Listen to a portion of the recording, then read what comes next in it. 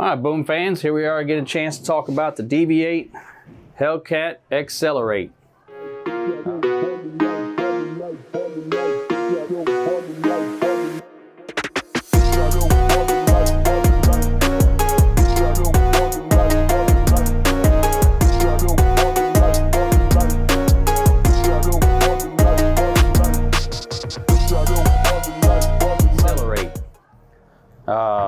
In case you didn't get it the first time like I didn't, XLR8 threw me off. XLR8, right?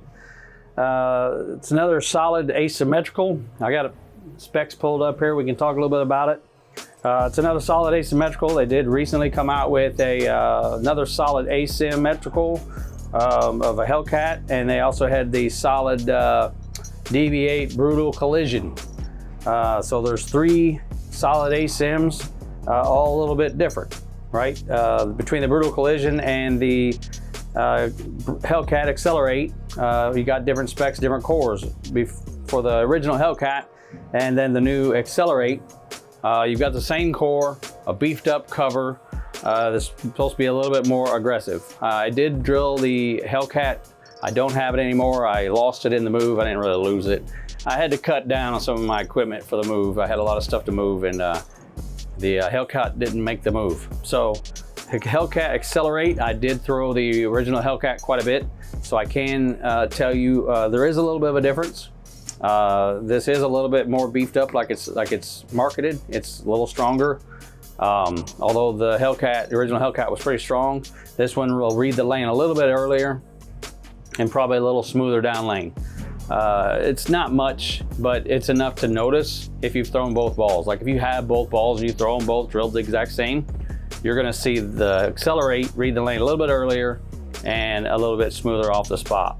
Having said that, let's see, I've got the layout here. See if I can show you what it looks like based off my PAP. It's 50 by 4 by 30.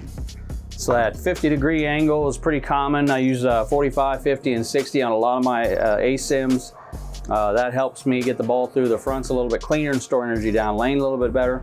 4 is just for me a safe pin distance for the pin to PAP distance. It's not too strong, it's not too weak. It's just right there where it works really good for me. And I do some different pin to PAP distances, which you'll see in my other videos. But 4 is a pretty common one.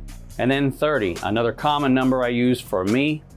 I really felt like this ball was gonna read the lane plenty.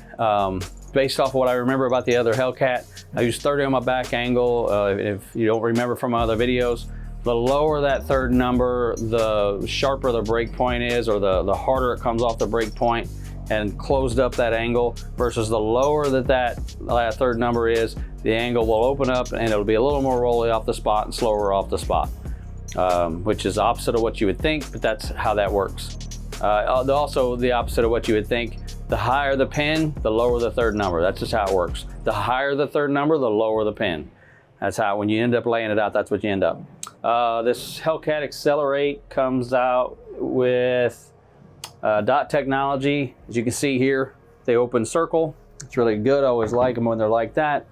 Solid reactive. The finish on it is 500, then 1500. So it comes out at 1500 grit out of the box. Now, if you want something that's got some teeth, that 1500 grit does have some teeth. I did not change the cover. I've got several games on this. Hadn't had a chance to get the video together. So unfortunately, I've got plenty of games on this. When it was 1500 grit, it was probably a little bit too much low grit for me. Depending on you got more speed than I do, you might want to leave it that way. It was pretty aggressive. Now that I've got a little lane shine on it, it seems like a little bit more useful to me as far as house patterns and things like that goes, and I'm getting a lot more use out of it.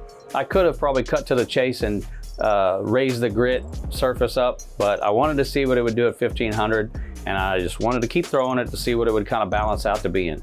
So I don't know what it's probably at now, the 3000, 3500, in that range, maybe 4000 after lane shine and burn and all that. But yeah, so anyway, says here, performance strong mid lane and back end, and it's made for heavy oil. Absolutely, it sure is. This did get released August 17th of 23, so when this video comes out, will have already been released. So you can go to your nearest PSO and get this drilled up. It is available. If I'm near you, come talk to me and we'll see if this ball is going to be right for you. You will need some oil or some speed or both to throw this ball. But when you have those things, it's really good.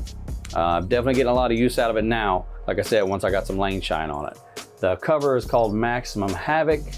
Colors are black, magenta, and purple. I'm trying to figure out what the difference between magenta and purple is, but anyway, that's the three colors. So yeah, now all I gotta do is throw it and talk a little bit more about it. So let's get to bowling.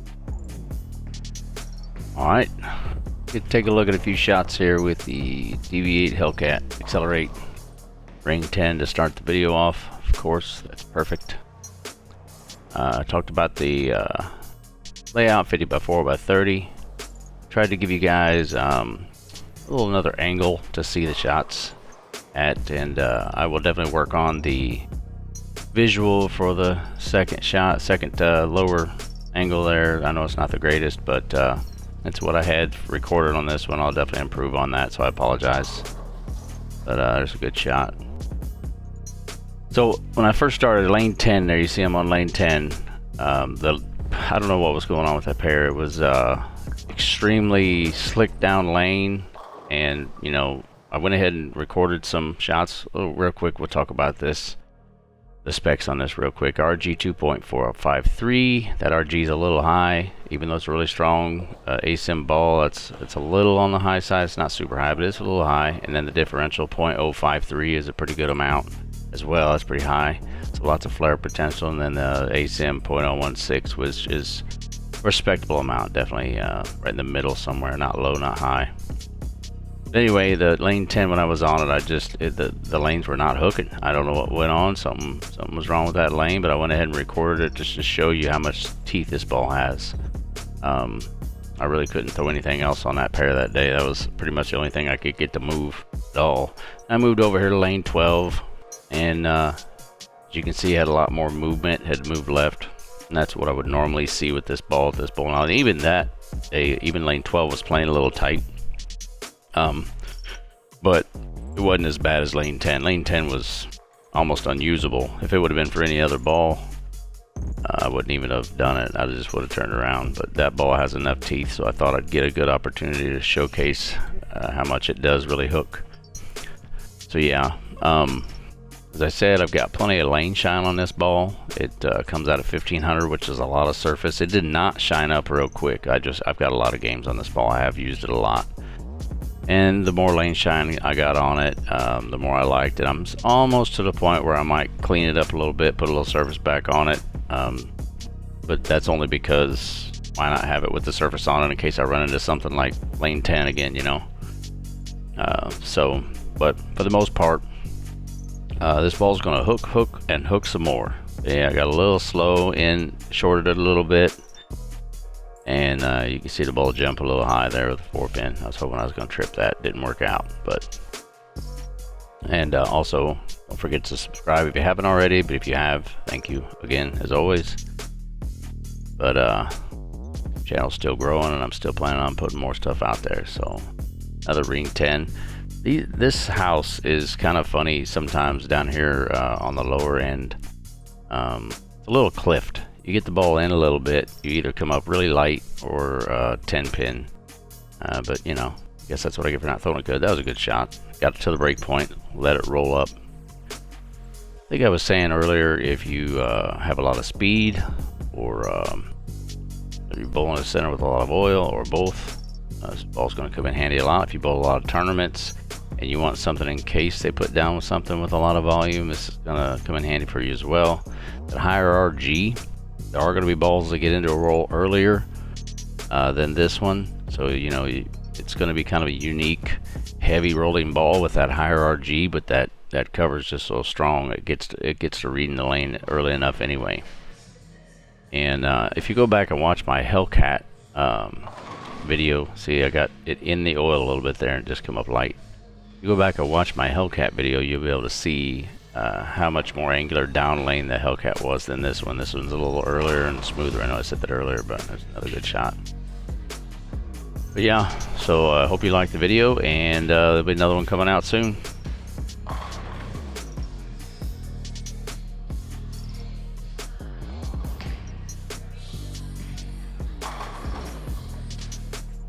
All right, there you have it. You had a chance to see the Hellcat XLR8.